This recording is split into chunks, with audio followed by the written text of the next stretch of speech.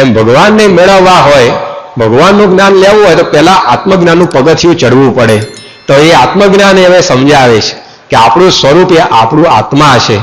આપણે લોકની અંદર પણ તમે જુઓ તો સામાન્ય તર્ક દોડાવવાથી એ ખબર પડે એવી છે કે આ શરીર આપણે નથી, પણ અંદર રહેલો આપણે આત્મા છે. તમારા ચશ્મા હોય અને કોઈ તમને પૂછે કે ભાઈ આ કોના ચશ્મા છે, તો આપણે કહીએ કે ભાઈ આ મારા ચશ્મા છે, આ મારી ઘડિયાળ, આ મારી પેન, આ મારા જોડા. તે શું સમજાવે છે? આ મારી પેન, તો પેન અને આપણે જુદા છે કે નહીં? પેન આપણું સ્વરૂપ છે એવું આપણે માનીએ છીએ કોઈ દિવસ? આ મારા જોડા છે એવું આપણે કહીએ તો જોડા અને આપણે જુદા થયા કે નહીં? જોડા એ આપણે છે એવું કોઈ દર આપણને સપનું આવે છે કે હું જોડા જ છું? તો આપણે વિચારે નથી આવતો. આ મારી પેન, તો પેન ને આપણે જુદા છીએ આપણને કેટલું સ્પષ્ટ સમજાય છે. આ મારા ચશ્મા, તો ચશ્મા એ હું છે એવું મનાય છે? ચશ્મા હું નથી, મારા ચશ્મા છે, પણ હું ચશ્માથી જુદો છું. એ કેટલું સ્પષ્ટ આપણને ખ્યાલ આવે છે. હવે આપણે હાથ માટે શું પ્રયોગ વાપરીએ છીએ? ભાઈ આ કોનો હાથ છે? કે ભાઈ આ મારો હાથ, આ મારા પગ, આ મારી આંખો. તો આંખ અને આપણે જુદા થયા કે નહીં? જેમ આ મારી પેન એવું બોલવાથી પેન ને આપણે જુદા થઈએ, પેન એ આપણું સ્વરૂપ નથી. એમ આ મારું શરીર, તો શરીર અને આત્મા એ જુદા આપણને કેટલા સ્પષ્ટ એમ દેખીતી રીતે સમજાઈ જાય એવું છે. તો આપણને નચિકેતાના દ્રષ્ટાંતથી યમરાજા એ સમજાવે છે કે આપણે પણ આ આત્મા છીએ એ આપણે સમજવાનું છે. એ ચાલ્યો જાય પછી કોઈ માણસ ક્રિયા કરી શકતો નથી. હમણાં ઓલિમ્પિક રમતોત્સવ ચાલે છે, રોજે રોજ છાપામાં તમે જાણતા હશો કે ભાઈ આને આ મેડલ જીત્યો, નાણે આ મેડલ જીત્યો. વેઇટ લિફ્ટિંગની અંદર 200-250 કિલો માણસ વજન ઉચકતો હોય, જે પેલો ગોલ્ડ મેડલ મેળવે હોય. પણ એ ગોલ્ડ મેડલ જેને મળે, સુવર્ણ ચંદ્રક, સૌથી વધારે વજન ઉચકવાનો, અને ઓલિમ્પિકનો સુવર્ણ ચંદ્રક પહેરીને આમ હેઠો ઉતરતો હોય પગથિયું, અને એ વખત એને હાર્ટ એટેક આવે ગબડી પડે. હજી પેલો મેડલ આમ ગળામાં લટકતો જ હોય, અને ભાઈ ગબડી પડે અને ત્યાં મરી જાય. પછી એ કાગળનો ટુકડો ઉપાડી શકે એવો રહે છે ખરો? તો હજી તો આમ 2 મિનિટ પહેલા એને 250 કિલો વજન ઉચકેલું, અને હવે કાગળનો ટુકડો કેમ નથી ઉપાડી શકતો? શેની શક્તિ હતી? એ શરીર તો એવું ને એવું જ છે, આમ લાંબુ પહોળું જાડું પહોળું. તો એ કેમ શક્તિ ક્યાં જતી રહી? જો આત્માની શક્તિ હતી, એ આત્મા નીકળી ગયો. હવે કાગળનું પેલું કટકો ઉપાડે એવો રહ્યો નથી. તો એની પછી આપણે ખ્યાલ આવે છે કે શરીર આપણે નથી, આપણે અંદર રહેલો આત્મા છીએ. તમે બધા સવારે દીવો આરતી બધું કરતા હશો, અગરબત્તી વગેરે ઘેર. એમ ઘણી વાર આમ શરત ચૂકતી અગરબત્તી કે દીવામાં ને અડી જાય ને મારે આમ ફૂટ ઠેકડો મારે, હોય બાપ દાજી ગયા એમ કઈ. પરંતુ માણસના શરીરમાંથી આત્મા નીકળી જાય પછી એના શરીરને અગ્નિ આખું નાખું આમ ભળ ભળ કરતું બાળી નાખે, તો કોઈ ભાગ્યો ખરો? અલા કે દજાય છે એમ કરીને આમ ચિત્તામથી બેઠો થઈને આખું શરીર અગ્નિ બાળી નાખે છે, તોય માણસ ઉભો થતો નથી. પેલા તો આમ સહેજ આમ અગરબત્તી અડે ઠેકડો મારે કે દાજી ગયો એમ કઈ. તો ક્યાં ગઈ સંવેદન શક્તિ બધી? એ શેની હતી? એ આત્માની હતી. એ આત્મા નીકળી ગયો પછી શરીર તો એવું ને એવું જ હોય છે. તો પણ જો બધું આપણે કોઈ કામ કરી શકતા નથી. તેની ઉપરથી આપણને ખ્યાલ આવે છે કે આપણું સ્વરૂપ એ અંદર રહેલો આત્મા છે, એ આપણું સાચું સ્વરૂપ છે. આ શરીર દેખાય છે તો ખાલી એક ખોખું છે. જેમ તમે કઈ વસ્તુ ખરીદીને લાવો તો વસ્તુ પેલા ખોખામાં પેક કરી છે, તો ખોખાની જરૂર છે કારણ કે વસ્તુ સચવાય એને કારણે. પરંતુ કોઈ ખોખાને રાખે અને પેલી વસ્તુને જ આવી રીતે એની ઉપેક્ષા કરે તો કેવો મૂર્ખો કહેવાય. એટલે ખોખું તો ખાલી વસ્તુ સચવાય એના માટે જ, હકીકતમાં વસ્તુનો ઉપયોગ કરી લેવાનો છે. એમ શરીર તો એક ખોખું છે, અંદર રહેલો આત્મા છે, એનું આપણે જતન કરવાનું છે, એનો આપણે ઉપયોગ કરીને ભગવાનનું કામ આપણે કાઢી લેવાનું છે. તો એ યમરાજા નચિકેતાને સમજાવે છે કે આવો આપણો આ આત્મા છે. એ કેવો છે એની વાત ભગવદ્ ગીતામાં પણ લખી કે નૈનમ છિંદંતી શસ્ત્રાણી, કે શસ્ત્રો આત્માને કાપી શકતા નથી. નૈનમ દહતી પાવક, અગ્નિ આત્માને બાળી શકતો નથી. ન ચૈનમ ક્લેદયંતી આપો, પાણી ક્યારેય અગ્નિને પલાળી શકતું નથી. વરસાદ પડે તો શરીર પલળે પણ આત્મા પલળતો નથી. નહીં પછી ન શોષયતી મારુતઃ, ક્યારે આ આત્માને વાયુ સૂકવી પણ શકતો નથી. આવો આત્મા એ નિર્વિકારી છે, કોઈ વિકાર એને અડતા નથી. આવું આત્મજ્ઞાન એ નચિકેતાને યમરાજા પોતે આપે છે. આ આત્મજ્ઞાન જો સિદ્ધ થઈ જાય તો આગળ જતા કલ્યાણનો માર્ગ તો સરળ બને, પણ જે આપણે જીવન જીવીએ છીએ ને એમાંય આપણને શાંતિ રહેવું છે. આપણને લાગે ભાઈ આત્મજ્ઞાન તો ભગવાનના માર્ગે જે ચાલ્યો એને જરૂરનું છે, પણ જે ભગવાનના માર્ગે ન ચાલ્યો ને એને પણ આત્મજ્ઞાન તો શીખવા જેવું છે. કારણ કે દરેક વ્યક્તિને એના જીવનમાં સુખ તો જોઈએ જ છે, દુઃખ કોઈને જોઈતું નથી. તો દુઃખ આવે છે છતાં એનું કારણ શું છે? તો કવિ માઘ, સંસ્કૃતનો બહુ મોટો કવિ થઈ ગયો આપણા દેશમાં, એણે કહ્યું કે માણસના જીવનમાં આપત્તિઓ આવે છે, એને દુઃખો આવે છે, એનું કારણ શું? તેનું કારણ એને બતાવ્યું કે સ્ફુટમ આપદામ પદમ અનાત્મ વેદિતા. આપદામ પદમ, આપત્તિઓનું સ્થાન શું છે, આપત્તિઓનું મૂળ શું છે? તો અનાત્મ વેદિતા. આપણને આપણા આત્માનું જ્ઞાન નથી ને એટલે આપણે દુઃખી થઈએ છીએ, એટલે આપણને ઊંચા ચિંતા ઉદ્વેગ બધું રહ્યા કરે છે. જો આત્મજ્ઞાન આવે તો માણસ પોતે જ્યાં છે ત્યાં જેટલું એની પાસે હોય એટલાથી પણ એ પોતે સુખી થઈ શકે એમ છે. કારણ શું? કારણ કે તમે વિચાર કરો ઊંડા ઉતરીને તો આપણને ખ્યાલ આવે એવો છે કે આપણે જે હકીકતમાં સુખ ભોગવીએ છીએ એ આપણા આત્માનું છે, પણ આપણે ભૂલથી એવું માની બેઠા કે આ મને મળ્યું એટલે હું સુખી થયો, આ મને મળ્યું એટલે મને આનંદ થયો. સારું સારું ખાવાનું મળે એટલે માણસ આમ ઘણી વાર બહુ મજા પડી ગઈ એવું લાગે, પણ ખાવા પીવાની વસ્તુમાં જો ખરેખર સુખ હોત તો માણસ મરી જાય પછી એના મોઢા ખોલીને આપણે એને ગુલાબજામુન પૂરણ બધું ખવડાવીએ તો એમ એને આનંદ આવવો જોઈએ, પણ આવે છે ખરો? તો એ સુખ એ ક્યાંથી આવતું હતું? આત્માનું હતું, એ ખાવા પીવાનું નહોતું. ખાવા પીવામાં જો સુખ હોય તો માણસ મરી ગયા પછી પણ પેલી વસ્તુઓ તો એવી ને એવી જ હોય છે ને, સારી ને સારી જ, તો એ કેમ સુખ નથી આવતું? માણસને આમ આઈસ્ક્રીમ ખાય ને તો કે આઈસ્ક્રીમ બહુ સારો, બહુ સુખ આવ્યું, બહુ મજા પડી, એવી બધી વાતો કરે. પણ માણસ મરી જાય પછી બેસ્કિન એન્ડ રોબિન્સનો આઈસ્ક્રીમ એના મોઢા પોળા કરી નાખો એમાં, તો એને કે આમ સુખ આવે છે? વાડીલાલનો આઈસ્ક્રીમ નાખો, ક્વોલિટી આઈસ્ક્રીમ નાખો, તો એને કંઈ આનંદ આવતો નથી. તો હવે આઈસ્ક્રીમ કંઈ બગડી ગયો છે? એ તો સારામાં સારો જ છે, તોય કેમ નથી સુખ આવતું? જો આઈસ્ક્રીમમાં સુખ હોય તો એ આવવું જ જોઈએ, પણ પેલો આત્મા નીકળી ગયો શરીરમાંથી, એ આત્માનું સુખ આવતું હતું, આઈસ્ક્રીમનું નહોતું આવતું. પણ એ આત્મા નથી એટલે આઈસ્ક્રીમ હવે નરક થઈ ગયો, એનું સુખ માણસને આવતું નથી. માણસને એમ ગાડીમાં બેસે સારી ગાડીમાં, કે આ ગાડી બહુ સારી, કે સીટો સારી છે, મશીન સારું છે, હાલે તો કંઈ અવાજ આવતો નથી, પાણી ઢેલાની જેમ જેમ બધી વાતો કરે. હવે ગાડીમાં જો ખરેખર સુખ હોય તો મરદાની ગાડીમાં બેહીને આટો મરાવીએ આખા મુંબઈનો, તો એને આમ મજા આવી જોઈએ ને, મોઢું મલકાવવું જોઈએ ને, પણ એવું કંઈ આનંદ આવે છે? એને આનંદ નથી આવતો. તો ગાડીનું સુખ હતું કે આત્માનું સુખ હતું? એ આત્મા નીકળી ગયો તો ગાડીનું સુખ અહીં આવતું નથી. તો હકીકતમાં આપણે જે સુખ ભોગવીએ છીએ ને એ તો આપણા આત્માનું જ ભોગવીએ છીએ. સુખનો જરો અંદર છે, પણ આપણે ભ્રમણાથી બહારથી બધું માની લીધું છે, અને એટલે કંઈક મળે અને તરત આપણે રખાઈ જઈએ, અને ન મળે અને દુઃખી થઈએ, અને આપણને ન મળે બીજાને મળે એટલે ડબલ દુઃખી થઈએ પાછા. એટલે આવી બધી પ્રકારની અંદર આપણું જીવન જાય છે. પણ જો ખબર પડે કે ભાઈ મારું સ્વરૂપ જ સુખરૂપ છે, હું આત્મા, એમાંથી જ બધું સુખ આવે છે, તો પછી કોઈક મળ્યું તોય આનંદ નહીં, ન મળ્યું એનું દુઃખ પણ ના રહે. મેળવ્યાનો આનંદ નહીં, ગુમાવ્યાનો અફસોસ નહીં, એક આનંદની સ્થિતિની અંદર માણસ આવી જાય. એકવાર એક નગરની અંદર રાજા રહેતો હતો. આ રાજાની પાસે બધું જ મઢળક સંપત્તિ, પણ અંતરમાં બિચારાને કેમે કરીને શાંતિ થાય નહીં. એટલે જે કંઈ સાધુ મહાત્માઓ બાવાઓ બધા આવે, બધાને પગ પકડે, બાપજી આશીર્વાદ આપો, શાંતિ થાય, બધા તથાસ્તુ કહીને જે કંઈ રાજા પાસે લૂંટવા જેવું બધું લૂંટીને જતા રહે. પણ રાજા બિચારો હોય એવો ને એવો જ રહે. એમાં એક મહાત્મા આવ્યા અને એને રાજાએ કહ્યું કે મહાત્માજી, મારી પાસે બધું છે પણ અંતરમાં ઉદ્વેગ મળતો નથી, તેનું કંઈક ઇલાજ કરી આપો, શાંતિ થાય એવું કરી આપો. મહાત્મા કે સુખી થવું તો બહુ સરળ છે, કે એમ બહુ સરળ છે? કે હા. કે શું કરવાનું? કે તમે કોઈ સુખી માણસ હોય ને એનું પહેરણ પહેરી લો. સુખી માણસનો ડગલો તમે પહેરી લેશો ને એટલે તમે પણ સુખી થઈ જશો. રાજાને તો કહો કે આટલું બધું સુખી થવું સરળ છે?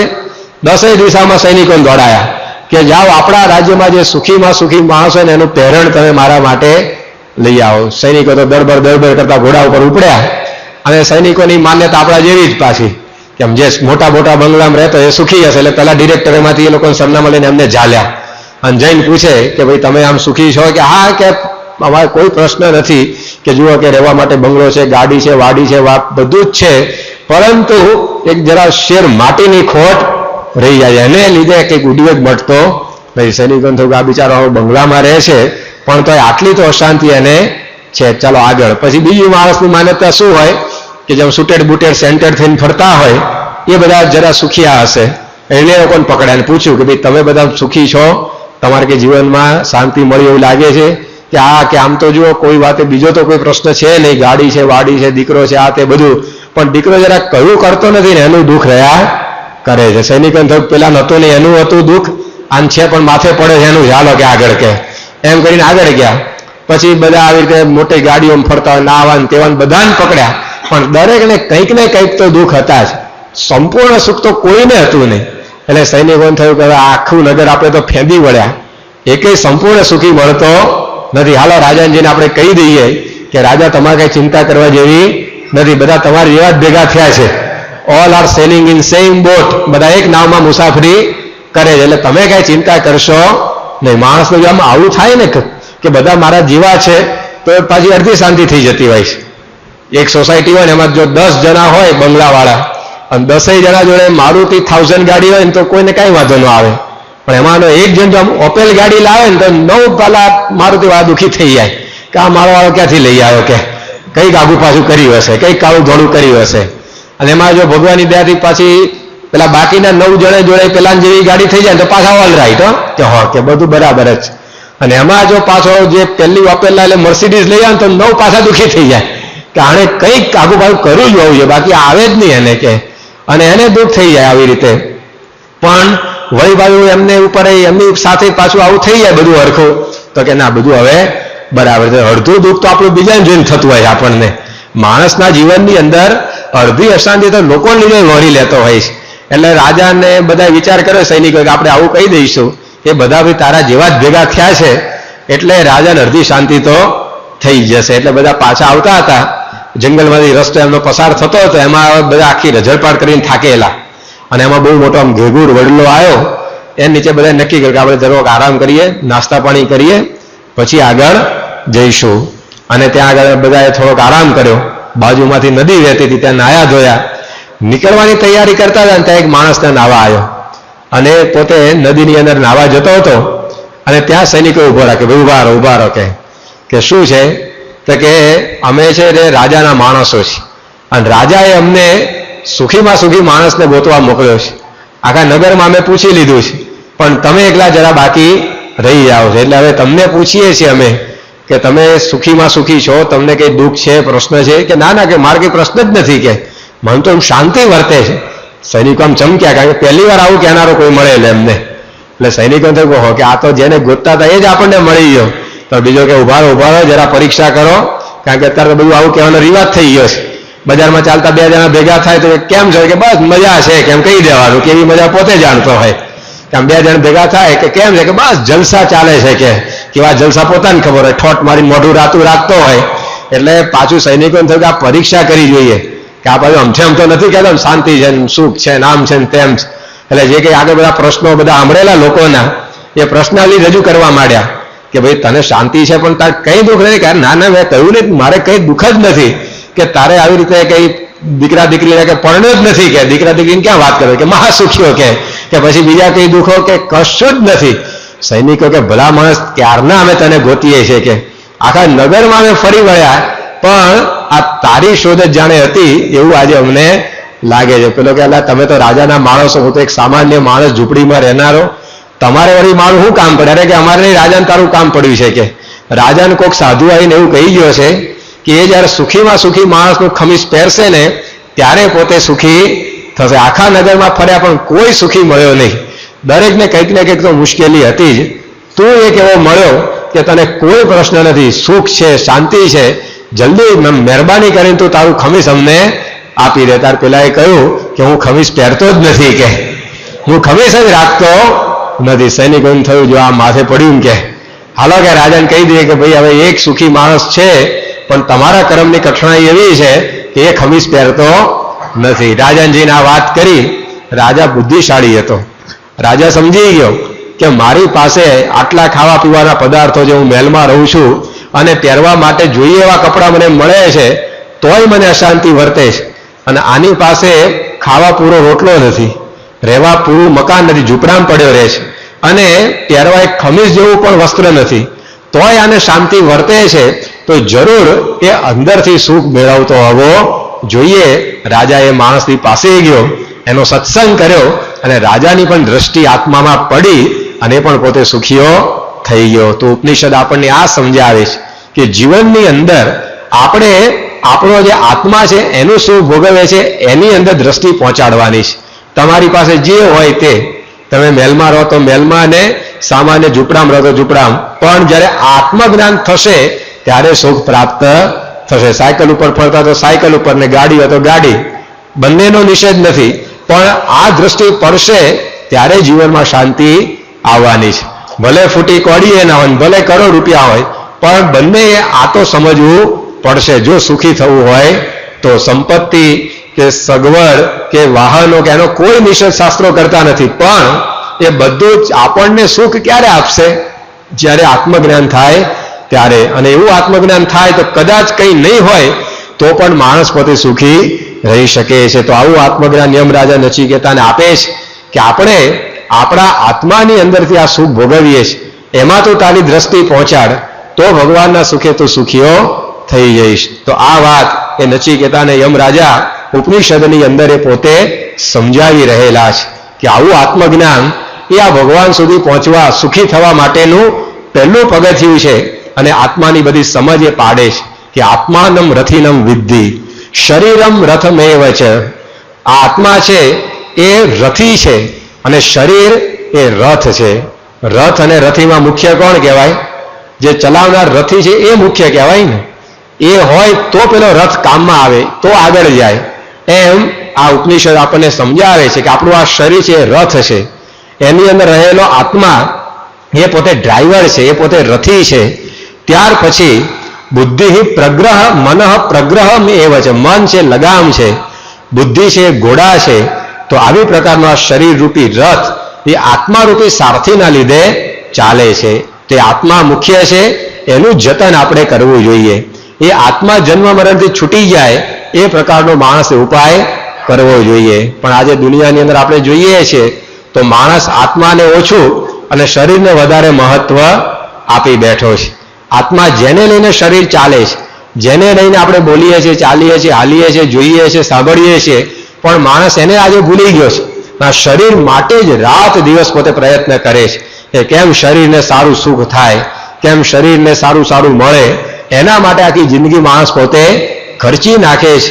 ઉપનિષદ પોતે આપણને આ વિવેક આપે છે કે શરીર બરાબર સાચવવાનું ખરું, કારણ કે એનાથી જ આપણે ભગવાન ભજવાના છીએ, પરંતુ આત્માને પણ ભૂલવો જોઈએ નહીં. કોઈ માણસ હોય એ પોતે સ્કૂલ ચલાવતો હોય, હવે ભીતો દોડાયા કરે, વિદ્યાર્થીની ઉપેક્ષા કરે, તે મૂર્ખો કહેવાય કે ડાયો કહેવાય?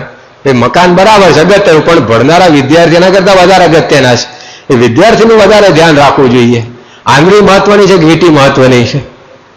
આંગળી મહત્વની કે વીંટી મહત્વની? આંગળી મહત્વની ને, કારણ કે આંગળી છે તો વીંટી પહેરી શકીશ. આંગળી વીંટીને ક્યાં માથે મૂકીને ફરવાનું છે? ગળું મહત્વનું છે કે હાર મહત્વનો છે? ગળા કપાયા પછી હારની શું કિંમત છે? પગે ઓછો વીંટીને ફર્યા કરે છે આખા દુનિયામાં. તો ગળું મહત્વનું છે. ગળું હશે ને તો હાર શોભશે, આંગળી હશે તો વીંટી પોતે શોભશે. પગ મહત્વના છે, પેન્ટ મહત્વનું છે? પગ ના હોય તો પેન્ટનું શું કરવાનું? તો પગ હશે તો પેન્ટ એ પોતે કામમાં આવે છે. એવી રીતે આત્મા એ મુખ્ય છે, એના લીધે આ શરીર પોતે ચાલે છે, હાલે છે. એ વાત ઉપનિષદ અહીંયા આપણને સમજાવે છે. અને એની અંદર જેની દ્રષ્ટિ પડી એ પોતે સુખીઓ થઈ જાય છે. એના બધા પ્રશ્નો એ બધા ટળી જતા હોય છે. આજે આ જ્ઞાન નથી એટલે માણસ બહારથી બધે સુખ મેળવવા ફાફા મારે છે. આ મને મળી જાય હું સુખી થઈ જાઉં, આ મને મળી જાય હું શાંતિ મેળવી લઉં, આ મને મળી જાય મારા પ્રશ્નો ઉકલી જાય. બહાર કંઈ ઉપનિષદ કહે છે કે ફાફા મારવાની જરૂર નથી, દ્રષ્ટિ અંદર પહોંચાડવાની છે. એકવાર એક મૃગનું હતું, કસ્તુરી મૃગ, અને એને જંગલની અંદરથી કસ્તુરીની સુવાસ આવવા માંડી. અને મૃગને થયું કે આટલી સુંદર સુગંધ એ ક્યાંથી આવે છે, લાવો જરા હું એ વસ્તુ જ આખી મેળવી લઉં. આખા જંગલમાં એ પોતે ભટકવા માંડ્યું, પણ કસ્તુરીની સુગંધ એ જ્યાંથી આવતી હતી એ વસ્તુ એના હાથની અંદર આવી નહીં. પછી થાક્યું અને પોતે પડી ગયું જમીન ઉપર, આગળ જવાય સમર્થ રહ્યું નહીં. અને ત્યાં ને ત્યાંની આંખો મીચાઈ, સૂઈ ગયું થાકેલું એટલે. અને એમ કરતાં કરતાં સૂતું ત્યારે પછી ધીમે ધીમે કરતાં ટૂંટિયું વાળવા માંડ્યું. માણસ હોય ઘણી વાર હોઈ ગયા ત્યારે સીધા પછી ઉઠે ત્યારે રાઉન્ડ થઈ ગયા હોય. ઠંડીમાં શિયાળામાં માણસ આમ ટૂંટિયું વાળીને પડી રહે ને, એમ આ શિયાળિયું પર હરણું હતું એ પણ ટૂંટિયું વાળ્યું, ત્યાં જ એનું મોઢું છે ને એની નાભી પાસે આવ્યું. અને એમાંથી જ કસ્તુરીની સુવાસ છૂટતી હતી. અને તરત જાગી ગયું અને એકદમ આનંદમાં આવી ગયો. અને એને એ વખતે ભાન થયું કે આ કસ્તુરીની સુગંધ તો મારી જોડે જ હતી, અમથી આખા જંગલની અંદર રજળપાટ કરી, મારા પાસે જ આ સુગંધ હતી, પણ આખા જંગલની અંદર દોડધામ મેં ખોટે ખોટી મચાઈ. એમ સુખનો ઝરો આપણી અંદર જ છે, પણ જ્યાં સુધી આત્મજ્ઞાન ન થાય ત્યાં સુધી બહારની ભટકણ માણસને મટતી નથી. તો યમરાજાને આ વાત યમરાજા સમજાવે છે કે આવો આત્મા એ આપણું સ્વરૂપ છે, પણ એ આત્મજ્ઞાન થાય કેમનું? મોટો પ્રશ્ન તો એ છે, કારણ કે આત્મા આપણને દેખાતો નથી. જેમ ચશ્મા આપણે આમ કાઢીને ટેબલ પર મૂકીને જોઈ શકીએ છીએ, તો આત્માનો શું કાઢીને ટેબલ પર મૂકીને જોઈ શકે કેવો છે, લાંબો, પહોળો, ટૂંકો, કાળો, ગોરો, એ તો કંઈ દેખાતો નથી, હાથમાંય નથી આવતો. હવે એનું જ્ઞાન મેળવવું કેવી રીતે? જે વસ્તુ દેખાતી જ નથી એનું જ્ઞાન કેમનું મેળવવું? જે દેખાય છે એનું પૂરેપૂરું જ્ઞાન આપણે નથી મેળવી શકતા. જે વસ્તુ આમ નજર સામે હોય એનું આપણને પૂરેપૂરું જ્ઞાન થઈ શકતું નથી. તો જે દેખાતા જ નથી આત્મા, હવે એનું જ્ઞાન કેમનું પ્રાપ્ત કરવું? યમરાજા પોતે વાત કરે છે કે આત્મજ્ઞાન કેવું છે? તો શ્રવણાય આપી બહુબીર યો ન લભ્ય. બહુધા તો આત્મજ્ઞાન આ દુનિયામાં સાંભળવા જ મળતું નથી, પછી પ્રાપ્ત કરવું તો કેટલું કઠણ પડે. આ દુનિયામાં તમે આટો મારવા જાઓ તો આત્મજ્ઞાનની વાતો કરનારા કેટલા? બહાર નીકળો તો શેર બજારની વાતો ધમધમાટ ચાલતી હોય, ક્રિકેટની વાતો કરનારા ઘણા, રાજકારણની વાતો કરનારા ઘણા, પિક્ચરોની ફિલ્મોની વાતો કરનારા ઘણા, પણ આત્મજ્ઞાનની વાતો કરનારા કેટલા? ઘણી વાતો કથાકારોની કથામાં આત્મજ્ઞાનની વાતો ના આવે. એ તમારા વાજિંત્રો વગાડીને થોડું ઘણું ગઈને 2-4 જોક્સ કહીને કથાઓ પૂરી થઈ જાય ઘણી વાર, તો એમાંય આત્મજ્ઞાનની વાતો નથી આવતી. હવે હીરાની દુકાનમાં હીરા ન મળે તો ક્યાંથી લાવવા? એવું છે બહાર તો ઘાટ. એમ કથા વાર્તા જેના માટે જ, એમાં જ ઘણી વાર આ જ્ઞાનની વાતો ના આવે. તો પછી યમરાજા આ વાત કરે છે કે આ જ્ઞાન શ્રવણ કરવા જ મળતું નથી પહેલા તો, અને કદાચ સાંભળવા મળે તો શૃણવંતોપી બહવો યમ્ન વિદ્યુઃ, કે સાંભળવા છતાં પણ આ જ્ઞાન પ્રાપ્ત કરવું બહુ અઘરું છે. નાયમ આત્મા પ્રવચનેન લભ્ય. આ આત્મજ્ઞાન એ પ્રવચનો કરવા કે સાંભળવાથી પ્રાપ્ત થતું નથી. ન મેધયા, આપણી ગમે તેટલી બુદ્ધિ હોય જોરદાર, તો પણ એનાથી આત્મજ્ઞાન મળે એવું નથી. ન બહુના શ્રુતેન, ગમે તેટલા આપણે શાસ્ત્રો બધા વાંચીએ, દુનિયાભરના શાસ્ત્રો, દુનિયામાં જેટલી કઈ લાઇબ્રેરી છે ને એમાં જેટલા કઈ પુસ્તકો છે બધા આપણે વાંચી કાઢ્યા હોય, તો પણ આત્મજ્ઞાન થાય એવું નથી. તો એનો ઉપાય શું? આત્મજ્ઞાન એનાથી સુખ મળે છે. આત્મજ્ઞાન એ ભગવાન સુધી પહોંચવાનું પહેલું પગથિયું છે, પણ એ આત્મજ્ઞાન પ્રાપ્ત થવું આવું કઠણ છે. એનો ઉપાય શું? કેવી રીતે જ્ઞાન મળે? તો ઉપનિષદ આપણને સમજાવે છે કે સ ગુરુ મેવાવી ગચ્છેત, કે ગુરુ જ્યારે મળે ત્યારે એના થકી આવું આત્મજ્ઞાન આપણને પ્રાપ્ત થતું હોય છે. ગુરુ બિન જ્ઞાન નહીં, ગુરુ બિન ધ્યાન નહીં, ગુરુ બિન આત્મવિચાર ન લહત હૈ. ગુરુ વગર આવું આત્મજ્ઞાન પ્રાપ્ત થાય એવું નથી. સાચા ગુરુ મળે તો એ આપણો આત્મા આપણને ઓળખાવે. યોગીજી મહારાજ આ વાત બહુ સીધી સાદી દ્રષ્ટાંત આપીને સમજાવતા કે ગામમાં 10 મિત્રો રહેતા હતા, અને એમાં જન્માષ્ટમીનો ઉત્સવ આવ્યો અને બીજા ગામમાં કાયમ મેળો ભરાતો. તો 10 જણને વિચાર થયો કે હાલો આપણે મેળામાં માલવા જઈએ. એટલે બધા બની ઠણીને તૈયાર થઈ ગયા, નવા બવા કપડાં પહેરીને, અને પછી બીજે ગામ જવા માટે નીકળ્યા. રસ્તાની અંદર એક નદી આવતી હતી.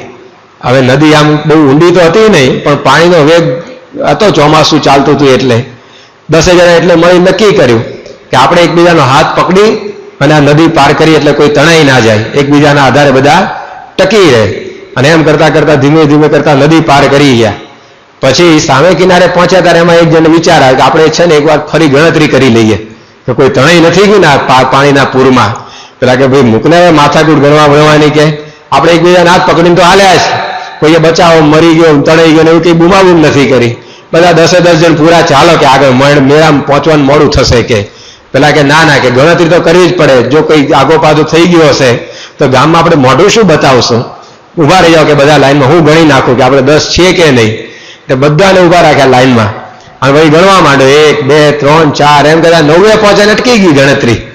અને શું કે પેલા એક જણ આપણો ઓછો છે, તણાઈ ગયો નદીની અંદર. પેલા કે રહેવા દે, તને ગણતા આવડતું નથી, તું ઉભો રહી જાય લાઈનમાં, જો કે હું ગણી બતાવું. કે એમ કરીને પેલા ગણનારા લાઈનમાં ઉભો રાખીને એ ગણવા માંડ્યો. તેણે ગણતરી કરી 1 2 3 4 5 આવીને 9 અટકી ગયો હોય. પેલા કે આ પહેલાની વાત સાચી છે, કે આ જે કહેતો તો 9 જણ છે, 10 પૂરા થતા નથી, બરાબર છે કે આપણે 9 જ છીએ. કે ત્રીજો ઉભો છે અંદરથી કે તું આવતો રહે, તું ઉભો રહી ગયા લાઈનમાં, હું ગણી બતાવું, તને ક્યાં ગણતા જ આવડે? 5માં 2 વાર તો ગણિતમાં નપાસ થયો હતો. કે ચાલ હું ગણી બતાવું કે એમ કહીને એને ગણતરી ચાલુ કરી. તો એને 9 જ થયા, 10મો મળે નહીં. પછી એક પછી એક બધાએ ગણ્યું પણ 9 થયા, 10 થાય નહીં. બધા પોકે ને પોકે રડવા માંડે. ખાવું કે એક જણ ક્યાં જતો રહ્યો કે આપણે આમથી ઘેર જઈશું, બધા ગામવાળા ઠપકો આપશે, મોટા ઉપડે મેળા માલવા ગયા હતા, આવી તાને મારીને આયા નામ ને તેમ ને બધા આમ ધ્રુસકે રડે. અને એમાં ત્યાંથી એક મહાત્મા પસાર થયા. મહાત્માને થયું કે આ લોકો માથે એટલું બધું શું દુઃખ ફાટી પડ્યું છે કે આવી પ્રકારે આ રડવા બેઠા છે. અને આ બધા સુટેડ બુટેડ નામ સારા કપડાં પહેરીને કેમ ના રડે? માણસ રડવા જાય કાણે ત્યાર તો કઈ ઓછા નવા નકોર કપડાં પહેરીને જાય રડવા માટે. અને આ તો આમ કઈ ફરવા નીકળ્યા લાગે છે ને કંઈક જરૂર બન્યું હોવું જોઈએ. એટલે પાસે ગયા અને પૂછ્યું કે તમે બધા કેમ આમ રડારડ કરી મૂકીશ, શું દુઃખ તમને આવ્યું? અરે કે શું વાત કરીએ તમને, અમે 10 જણા આવી રીતે મિત્રો બહાર નીકળ્યા ગામની અને નદી પાર કરી, એમાં એક જણ તણાઈ ગયો, 9 જ અમે હવે બચ્યા છીએ. ઘેર જઈને શું મોઢું બતાવશું બધાને, એની ચિંતા અમને થયા કરે છે. મહાત્મા આમ નજર ફેરીને એમને તો કે 10 જણા પૂરા મુવા છે ને કેમ ના 9 ની વાતો કરે છે. એને કહ્યું કે તમે 10 જણ પૂરા છો. પેલા શું કે અમથે અમથા ટાઢાપોના ગપ્પા ના મારો, 9 વાર ગણતરી કરી છે કે 9 જ થાય છે. તમે જે પહેલી વાર ધડાક લઈને કહો છો 10 છે 10 છે, અમે 9 વાર ગણતરી કરી છે. પેલા મહાત્મા સમજી ગયા ગડબડ ક્યાં છે, ફોલ્ટ કઈ જગ્યાએ ખબર પડી ગઈ અમને. એમને કહ્યું કે તમે બધા લાઈનમાં ઉભા રહી જાઓ, કે જો હું તમને 10 પૂરા કરી આપું. અને 10 જણે લાઈનમાં ઉભા રાખ્યા. અને પછી મહાત્માએ ગણતરી કરી 1 2 3 ને એમ કરતા 10 પૂરા થઈ ગયા. બધા રાજી થઈ ગયા. મહાત્માને પૂછવા માંડ્યા તમે 10મો ક્યાંથી લાયા? આકાશમાંથી લાયા, પાતાળમાંથી લાયા, ક્યાંથી લાયા 10મો? અમે 9 વાર ગણતરી કરી તોય મળતો નહોતો. મહાત્મા કહે 10મો તમારે ભેગો જ હતો કે, પણ તમે ગણનારા જે ગણતો હતો એને જ ભૂલી જતા હતા કે, અને બાકી બધાને ગણ કરતા હતા. એમ આપણે આત્મા છીએ, પણ જેને લઈને આપણે બધું જોઈએ છે ને એને જોવાનું આપણે ભૂલી જઈએ છીએ. જેને લઈને આપણે બધું સાંભળીએ છીએ પણ એનો અવાજ આપણે સાંભળવાનું ભૂલી જઈએ છીએ. જેને લઈને આપણે બધી જગ્યાએ પહોંચી શકીએ છીએ પણ એની સુધી પહોંચવાનું આપણે ભૂલી જઈએ છીએ. પણ પ્રમુખ સ્વામી જેવા કોઈ ગુરુ મળે ને એ અંદર રહેલો આત્મા આપણને ઓળખી બતાવે કે ભાઈ એ તમે છો. ગુરુ બિન જ્ઞાન નહીં. આવા જો ગુરુ મળે તો આવું આત્મજ્ઞાન આપણને સિદ્ધ થાય. બાકી થોથા વાંચવાથી, કથા સાંભળવાથી, પ્રવચનો કરવાથી એ કંઈ જ્ઞાન મળે તેવું નથી. એનાથી સમજ આવે કે ભાઈ આ જ્ઞાન પ્રાપ્ત કરવા જેવું ખરું. કથા સાંભળીએ, પારાયણ સાંભળીએ તો સમજણ કેળવાય, પણ એ લક્ષ્યાર્થ જીવનમાં ચરિતાર્થ એ આવા ગુરુ કરી આપે. બાકી તો ગમે તેવી કથા કરનારા હોય, પારાયણો કરનારા હોય, શાસ્ત્રો અભ્યાસ કરનારા હોય, બધું હોય, પણ આત્મા કઈ આમ હાથમાં આવે એવો નથી. ભારતની અંદર એક રાષ્ટ્રપતિ થઈ ગયા, બહુ મોટા વિદ્વાન હતા, પરદેશની અંદર એક પ્રોફેસર તરીકે પ્રવચનો આપવા જતા. પરંતુ આત્મજ્ઞાન ઉપર ઘણા બધા પુસ્તકો પાછા એમણે લખેલા અને તત્વજ્ઞાનના જ ભાષણો પોતે આપતા. પણ એમના દીકરીનો દીકરો મરી ગયો, એની અંદર એટલો ધક્કો લાગ્યો કે અર્ધ પાગલ જેવા પોતે પાછલી અવસ્થામાં થઈ ગયા હતા. તો આત્મજ્ઞાનની વાતો કરવા પરદેશ ઉડ્યા, પણ જો જીવનમાં સિદ્ધ કરી શક્યા નહીં. આત્મજ્ઞાન વિશે પુસ્તકો બધા લખ્યા, ભાષણો એ બધા કર્યા, બધું થયું, પણ જીવનમાં સિદ્ધ થયું નહીં. તેવા ગુરુ મળવા જોઈએ. અને એવા જો ગુરુ મળી જાય તો સહેજની અંદર આવું આત્મજ્ઞાન આપણને સિદ્ધ થઈ જાય. અને આત્મજ્ઞાન સિદ્ધ થાય પછી માન અપમાન લાગે નહીં, જીવનની અંદર કોઈ પ્રશ્ન રહે નહીં, શાંતિ માણસે થઈ જાય. ગમે તેવા ધક્કા આવે જીવનમાં તો પણ એ પોતે સ્થિર રહે. તો એ વાત એ તેવા ગુરુ એ જ્યારે આપણને મળે ત્યારે બધું આપણા જીવનમાં સિદ્ધ થતું હોય છે. આજે સ્વામીશ્રી પોતે એવા ગુરુ છે, તેમના સાનિધ્યમાં નાના મોટા બાઈ ભાઈ સૌ કોઈની અંદર આપણે જોઈ શકીએ છીએ કે આ જ્ઞાનની દ્રઢતા એમણે બધી કરાવી છે. આ તમારા મુંબઈની અંદર જ ધર્મેશ નામનો બાળક રહેતો હતો, આજે તો મોટો યુવાન થઈ ગયો છે, પણ ઘાટકોપરની અંદર જ રહેતો અને 10 વર્ષની એની નાની ઉંમરની અંદર એની માતા પોતે અવસાન પામ્યા. અને આ નાનો બિચારો બાળક અને ઘરના બધા રડારોડ કરવા માંડ્યા. સ્વાભાવિક છે કે સ્વજન જાય એટલે એવી પ્રકારે માણસને આવો શોખ તો થતો હોય. પણ આ ધર્મેશ 10 વર્ષનો નાનો બાળક પણ એ બધાને છાના રાખવા માંડ્યો કે તમે બધા માતા ગયા તો શા માટે રડો છો? મારી માતા તો ભગવાનના ધામમાં પહોંચી. અને ગુણાતીતાન સ્વામીએ કહ્યું કે વાતમાં લખ્યું છે કે મરનારાને શીદ રડો છો, રડનારા નથી રહેવાના, તોપને મોઢે તુમડા સર્વે ઉડી જવાના. કે એક દિવસ તો બધાએ જવાનું છે. જ્યારે ભગવાન દોરી ખેંચી લે ત્યારે બધા એમના ધામમાં જાય જ છે. મારી માતાએ તો ભક્તિ કરી, ધામમાં બેસી ગયા, રડવાની કઈ જરૂર નથી. 10 વર્ષના એ નાના છોકરાએ જે કંઈ બધા વડીલો કાન મોકાને આવેલા બધાને છાના રાખ્યા. તો આત્મજ્ઞાન એ આવા 10 વર્ષના બાળકમાં આવ્યું ક્યાંથી? તો જે આ પ્રમુખ સ્વામી મહારાજનો સત્સંગ, એનો આ પ્રતાપ. આટલી નાની ઉંમરમાં પણ એ બાળક પોતે સ્થિર રહી શક્યો. અને બીજી બાજુ પેલા તત્વજ્ઞાની એ પરદેશ સુધી પોતે આ બધી વાતો કરવા જતા અને આ બધા પુસ્તકો ના તે બધું લખ્યું, પણ એ ભાંગી પડ્યા. તો જો ગુરુ મળે તો આ બધું જ્ઞાન આપણા જીવનની અંદર સિદ્ધ થઈ જાય. એ વાત અહીંયા ઉપનિષદ આપણને સમજાવે છે કે જ્ઞાન એ ગુરુ વગર કોઈ દાડો પ્રાપ્ત થાય નહીં. તો એ નચિકેતાને યમરાજાએ પોતે સમજાવ્યું. અને હવે આત્મજ્ઞાન એની સિદ્ધિ આવા ગુરુ થકી થાય, પણ એ ગુરુ મળ્યા પછી પણ શું કરવાનું એની વાત ભગવાન સ્વામિનારાયણ આપણને સમજાવી. મહારાજે મધ્યના 51મા વચનામાં કહ્યું કે જે સત્પુરુષની આજ્ઞા પ્રમાણે વર્તે છે એ જ આત્મસત્તા રૂપે વર્તે છે. આત્મા રૂપે વર્ત્યા ક્યારે કહેવાય?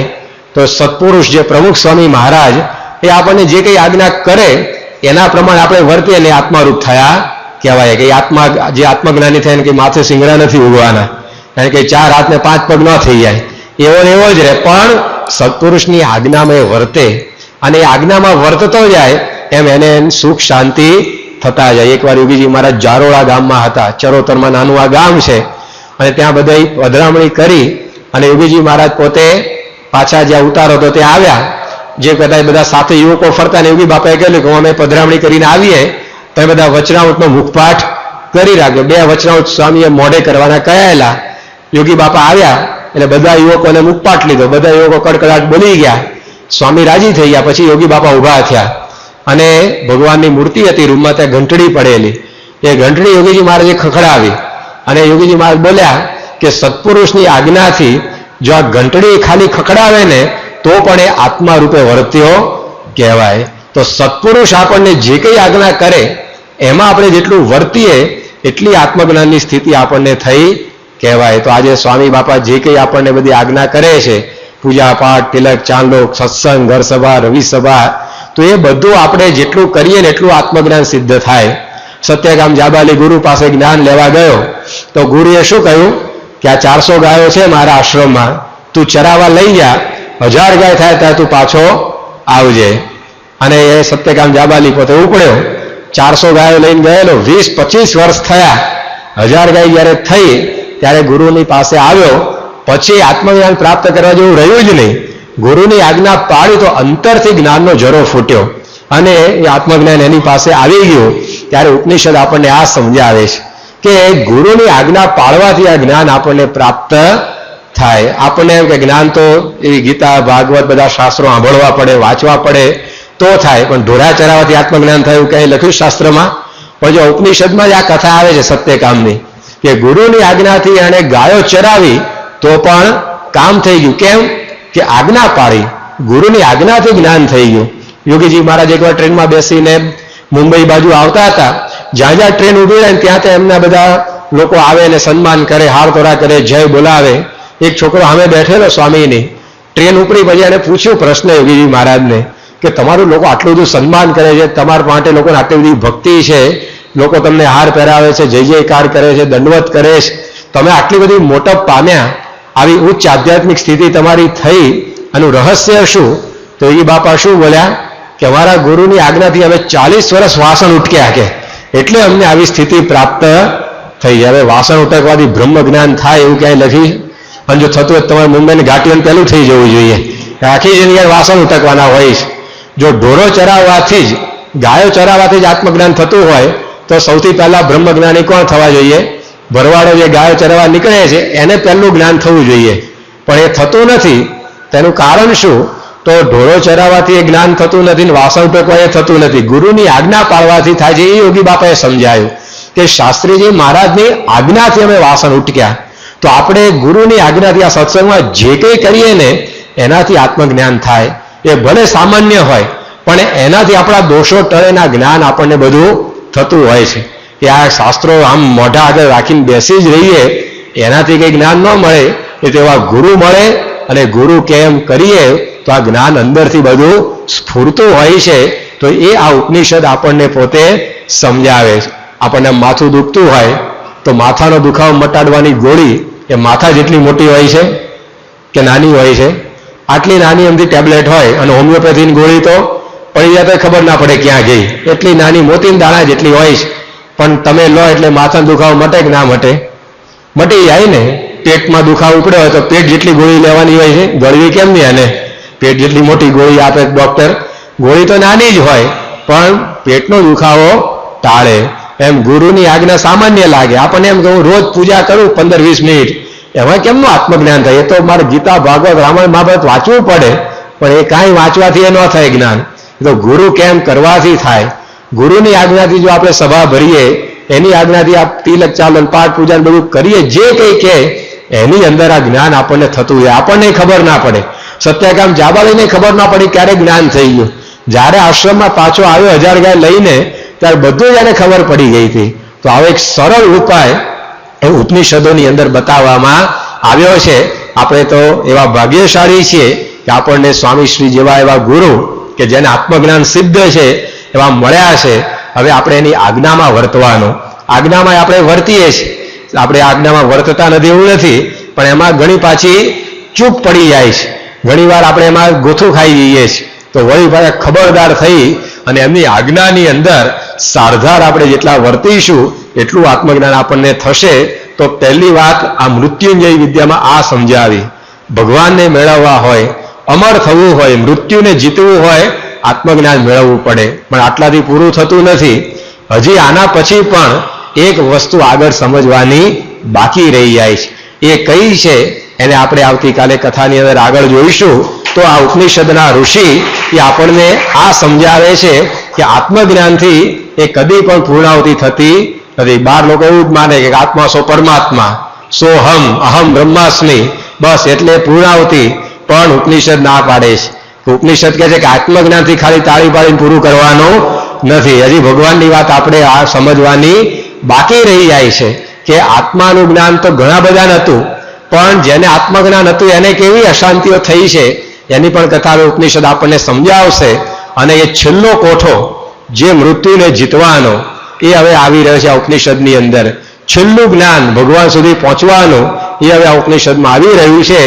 એને આવતીકાલે ચોથા દિવસે આપણે આગળ સમજીશું. સહજાનંદ સ્વામી મહારાજની જય.